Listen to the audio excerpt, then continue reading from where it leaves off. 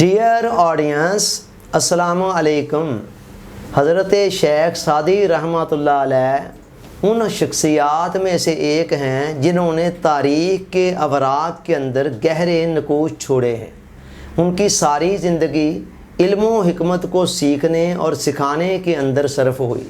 اس کے علاوہ ان کو سیاحت کا بھی بہت شوق تھا، سیر و سیاحت کا بھی، تو ساری زندگی سیر و سیاحت میں بھی رہے اور بہت ساری وزڈم کو، حکمت کو، دانائی کو اپنے اندر جمع کرتے رہے۔ جو حکمت، وزڈم اور دانائی انہیں حاصل ہوئی اس کو انہوں نے اپنی کتابوں کے اندر منتقل کیا۔ چنانچہ ان کی کتابیں فارسی زبان کے اندر فصاحت و بلاغت کا شاہکار بھی ہیں اور اس کے ساتھ ساتھ علم کے، حکمت کے، وزڈم کے، دانائی کے بہت سارے موتی اور خزانے بھی اپنے اندر لیے ہوئے ہیں، اور ان کتابوں کے دنیا کی کئی زبانوں کے اندر تراجم بھی ہو چکے ہوئے ہیں۔ ان میں بطور خاص گلستان اور بوستان خاص طور پر بڑی مشہور ہیں ان کی کتابیں۔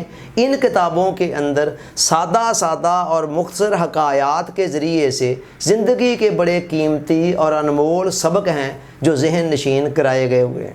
ان حکایات میں سے گلستان میں ایک حکایت یہ ہے کہ ایک بادشاہ نے ایک دفعہ ایک قیدی کو اس کے جرم کی بنا پر سزائے موت سنا دی۔ جب قیدی کو سزائے موت سنائی گئی تو اس نے مایوسی کے عالم کے اندر بادشاہ کو گالیاں دینی شروع کر دی۔ اب بادشاہ نہ سمجھ سکا کہ یہ کیا کہہ رہا ہے۔ اس نے وزراء سے پوچھا کہ یہ کیا کہہ رہا ہے، تو وزیروں میں سے ایک دانا وزیر نے کہا کہ حضور آپ کا اقبال بلند ہو، یہ کہہ رہا ہے کہ جو اچھے لوگ ہوتے ہیں وہ معاف کر دیتے ہیں، معاف کرنے کو پسند کرتے ہیں، درگزر کر دیتے ہیں، تو اس لیے میرے اوپر مہربانی فرمائی جائے۔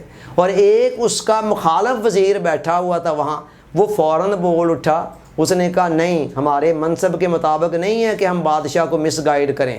اصل بات یہ ہے کہ بادشاہ سلامت، یہ بندہ آپ کو گالیاں دے رہا تھا۔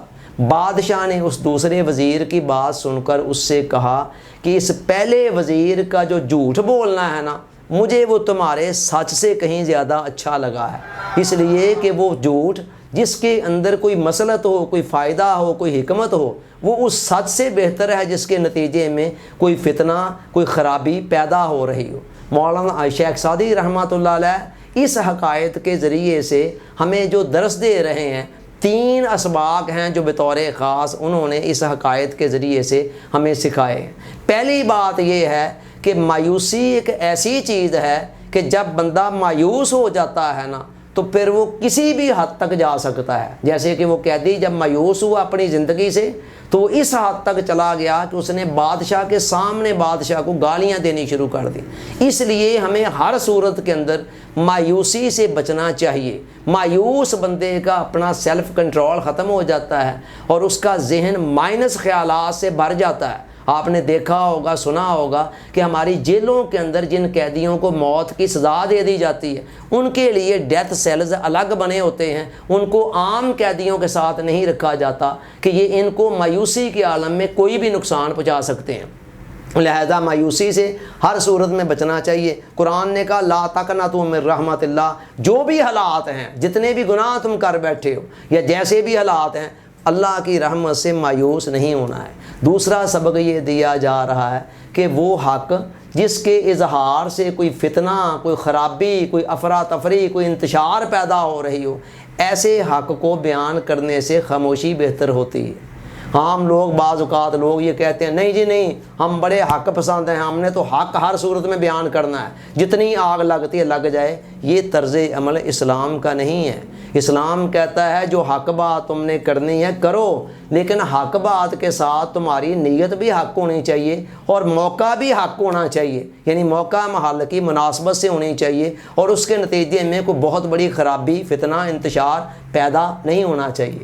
اور تیسرا سبق اس حکایت کے اندر شیخ سعدی رحمۃ اللہ علیہ یہ دے رہے ہیں کہ مشورہ کرنا بڑی اچھی بات ہے، لہذا اپنے معاملات کے اندر ارد گرد کے لوگوں سے مشورہ ضرور کرنا چاہیے، مگر ہر بندہ اس قابل نہیں ہوتا کہ اس سے مشورہ لیا جائے. جیسے وہ دوسرا وزیر تھا، وہ تو اپنے اندر اب جو حسد کے جذبات تھے ان سے بھرا ہوا تھا، لہٰذا اس کا جو مشورہ تھا وہ بھی اتنا دیانتدارانہ نہیں تھا. تو مشورہ ایسے لوگوں سے کیا جائے جو مشورے کے اہل بھی ہوں اور ان کی امانت دیانت وہ بھی ان کے اندر پائی جا رہی ہو. تو ایسے لوگوں سے مشورہ کرنا انسان کو فائدہ دیتا ہے. اللہ تعالیٰ سوچنے سمجھنے یاد رکھنے عمل کی توفیق عطا فرمائے. آمین. آپ کا بہت بہت شکریہ. السلام علیکم.